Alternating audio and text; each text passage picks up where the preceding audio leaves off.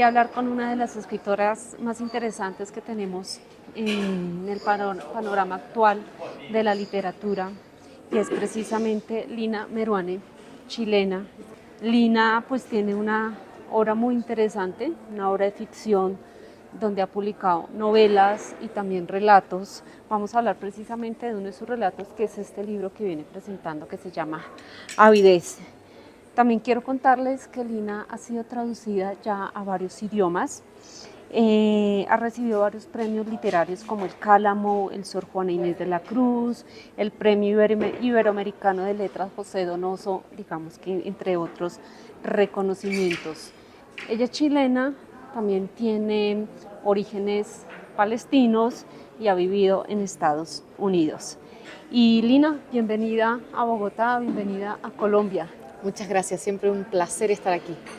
Bueno, Lina, queremos hablar de este libro que nos llegó hace poco a nuestras manos, que se llama Avidez.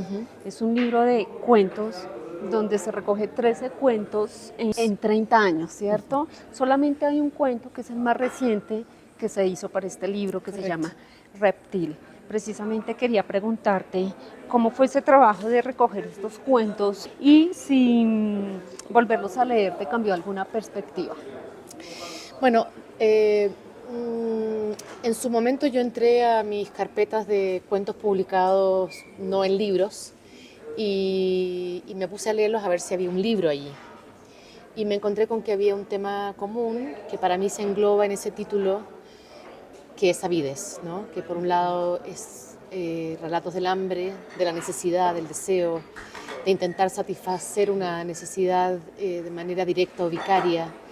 Entonces pensé, bueno, aquí sí hay un libro porque hay un tema. Son 13 cuentos escritos no siempre con el mismo estilo, porque cada cuento responde también un poco a su propia necesidad.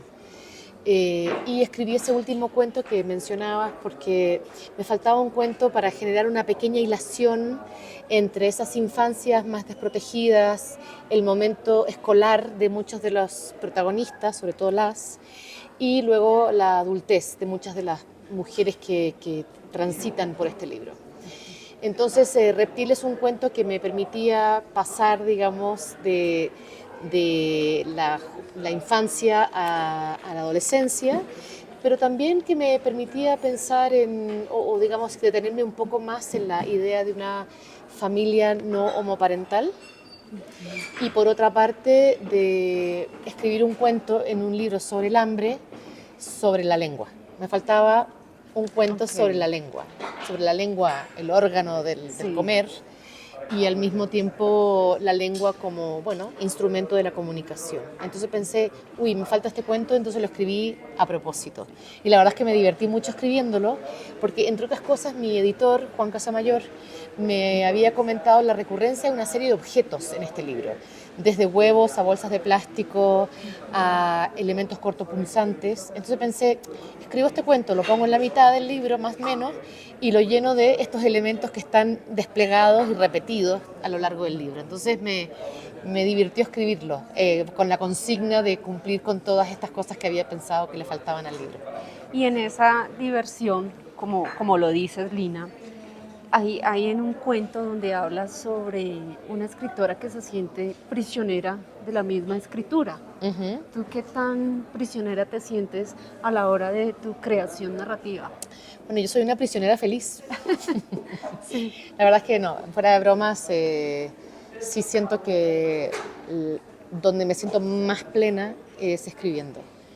Hay algunos escritores dicen que se sienten muy plenos leyendo, sobre todo.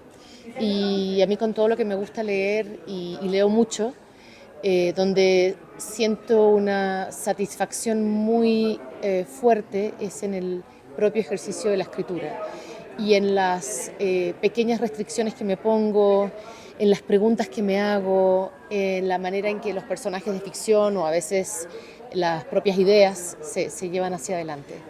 Disfruto mucho también del momento de la edición, cuando ya tengo el libro terminado y sé lo que le falta y quiero pulirlo y agregarlo. Todo eso para mí son, a pesar de las dificultades de la escritura, que por supuesto siempre las hay, siempre es un reto escribir, la posibilidad de sentarme a escribir, tener el tiempo y llegar, digamos, al libro completado me hace muy feliz. Entonces a veces es verdad que uno es prisionera de su escritura. Sí. A veces me paso un año casi sin pararme de la silla, trabajando 12 horas para poder terminar una novela, pero estoy tan metida, como quien dice, tan en ese trance casi amoroso que uno establece con la escritura, que no me importa estar ahí, que no me importa perderme todo lo demás. Estos 13 cuentos que hay en este libro son maravillosos, pero pegan mucho, porque hablan del hambre, de la orfandad, y tienes una escritura muy directa, ¿no? Casi sin rodeos. Y en este libro estás hablando de las mujeres. Hay niños, niñas, adolescentes y ya adultas.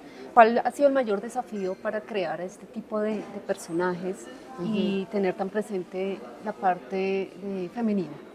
Bueno, esa es justo la parte menos programada de mi escritura. Siempre escribo cuando aparece un personaje, aparece una voz, aparece una escenografía y también cuando aparece un encargo, ¿no? Que me piden un cuento sobre algo y aparece todo esto otro que acabo de mencionar.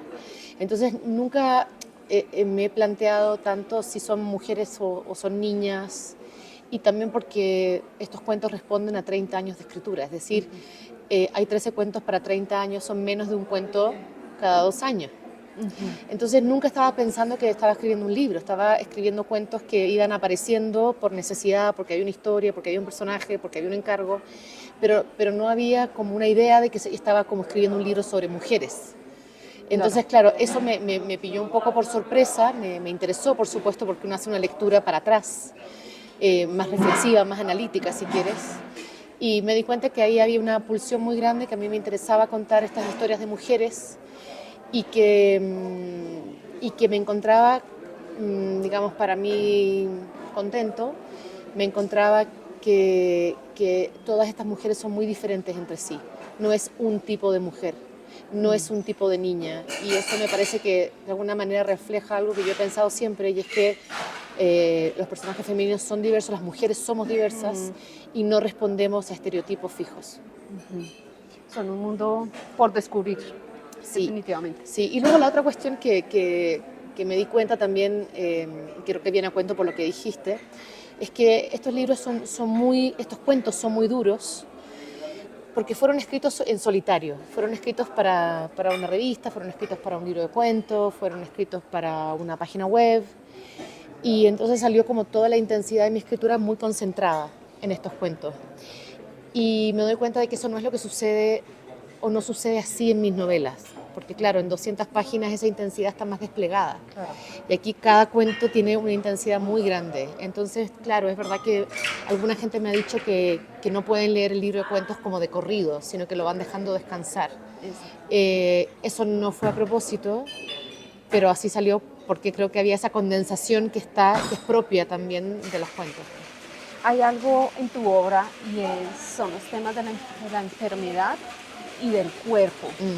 ¿De dónde nace este interés en abordarlos? Bueno, eso es muy temprano y lo he dicho en otras entrevistas, tiene mucho que ver con mi propia formación lingüística como hija de médicos, que escuchó hablar de casos médicos durante años y sigo escuchando sobre casos médicos porque mis padres hablan mucho de estos temas. Y el caso clínico a mí me interesa especialmente. Es una especie de pequeña novela de detectives, de buscar, digamos, al asesino y buscar los síntomas y las pistas, digamos, que llevan a ese asesino. Entonces a mí siempre me fascinó mucho esa historia, se me quedan mucho las historias de enfermedad. No les tengo miedo a hablar crudamente sobre el cuerpo, puesto que es un lenguaje que a mí me habita y me forma. Y yo misma tengo una condición médica de larga data, por lo tanto estoy muy acostumbrada a estar en una relación de mucha intensidad con mi propio cuerpo. Entonces, claro, ahí está y está desplegado en mi propia obra, primero en los cuentos que escribí Las Infantas, y que algunos coinciden temporalmente con cuentos que están en este libro, que son sobre el paso de la infancia a la adolescencia, de las mujeres y ese proceso disciplinario que hay entre medio, por eso está el colegio ahí en 3 cuentos. Y luego está el momento en que me detuve a pensar y a escribir sobre la enfermedad. Hay 4 libros que he escrito sobre ese tema, tal vez 4 y medio, porque hay un libro sobre la ceguera que es un poco posterior.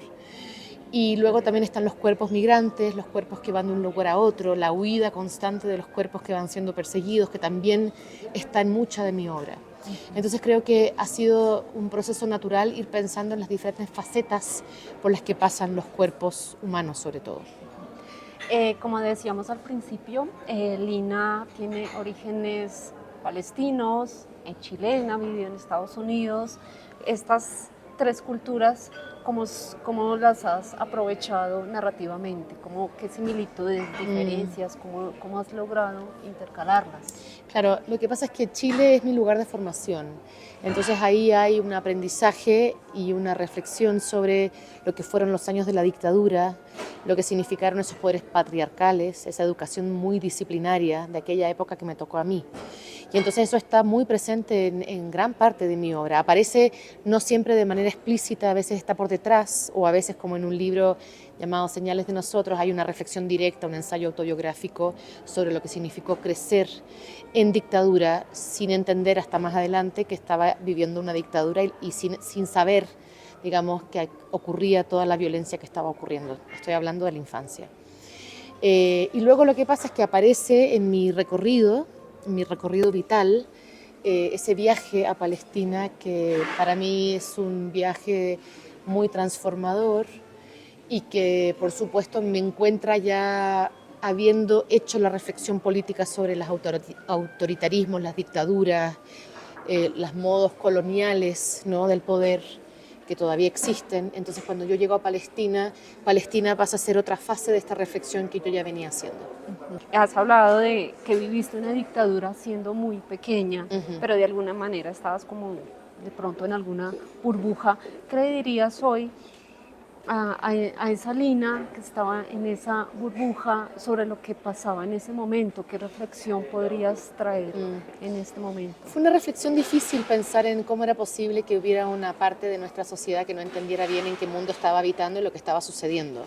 Pero también sé que había una ocultación de la realidad, había un control de los medios, había miedo de parte de los adultos de exponer a los hijos a lo que estaba pasando y que los hijos les salieran chuecos. Bueno, en fin, había una serie de cuestiones que estaban operando, algunas de manera muy explícita y otras de manera mucho más recóndita.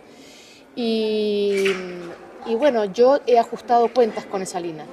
Al escribir ese texto que se llama Señales de Nosotros y que está circulando en la feria, yo hice un ajuste de cuentas y le pregunté a Lina cómo era posible que no hubiera hecho las preguntas que había que hacer en ese momento, aun cuando esa Lina tenía una amiga y la mejor amiga tenía otro amigo, ¿no?, que estaban contándonos lo que estaba pasando mientras nosotros nos negábamos a escuchar. Es decir, he ajustado cuentas con esa Lina que tenía las señales alrededor y que no era capaz de pensarlas críticamente dentro de un contexto. Pero esa Lina se puso al día con ese problema en su adultez. Entonces es un ajuste de cuentas, pero al mismo tiempo con la conciencia de que yo, digamos, tomé una posición e hice la reflexión y escribí sobre, un poco pensando en que ahora hay gente muy joven que no tiene ni idea de lo que fue la dictadura en Chile. Entonces vale la pena volver a esa historia, ¿no?, a 50 años del golpe, para hacer memoria y para que no exista ese desconocimiento. Por supuesto hay muchos libros sobre la dictadura. El mío es uno más, digamos, es mi pequeño aporte a esa memorialización. En tu escritura te sientes mejor haciendo el cuento, la novela, bueno, el ensayo creo que es muy diferente, pero como dónde te sientes mejor escribiendo o es por momentos que van llegando. Bueno, la verdad es que cada libro ha respondido a una necesidad y entonces esa necesidad se ha convertido en una novela o se ha convertido en un cuento, se ha convertido en un ensayo autobiográfico, en una crónica, en un ensayo, bueno, en fin, o sea, como he ido explorando muchos registros y muchos géneros, pero un poco en respuesta a lo que necesito pensar en ese libro. Entonces, si necesito acercarme más, pues estaré más en la autobiografía, si necesito más distancia, estaré en un ensayo más distanciado. Entonces, realmente para mí cada libro es un desafío y cada libro ha sido también un ejercicio lindo para mí. Gracias, Lina. Pues bueno, fue un placer tenerte un ratico con nosotros, hablando de avidez, hablando de tu obra, de tu visita aquí a Bogotá. Este es un libro que publica Páginas de Espuma, con Sí. una edición muy cuidada. Sí, es muy una gran bonita. editorial de cuentos sobre todo, ahora Sí. también tiene ensayo Sí. y la verdad es que hay que decir que es una editorial que se apostó Apostado. por el cuento y lo que ha hecho con el cuento es ponerlo sobre la mesa de una Sí. manera en que otros editores más grandes no se atrevieron o no quisieron hacer. Claro que sí, además con un gran editor. Un que tremendo tienen allí. editor que es Juan Exactamente. Casamayor. Sí. Exactamente. Muchísimas gracias, Lina, por estar un rato con nosotros y esperamos vernos muy pronto. Bueno, muchas gracias a ti. A ti.